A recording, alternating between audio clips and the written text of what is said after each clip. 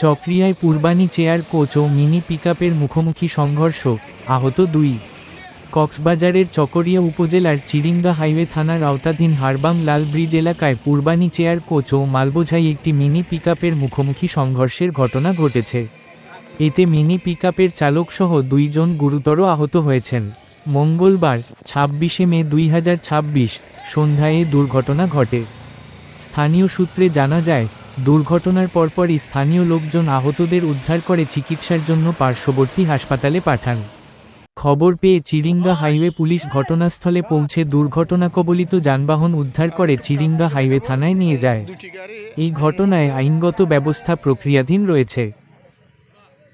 এটি হচ্ছে কোরবানি চেয়ার কোচ। এটি কক্সবাজার থেকে বান্দরবনের উদ্দেশ্যে যাচ্ছিল।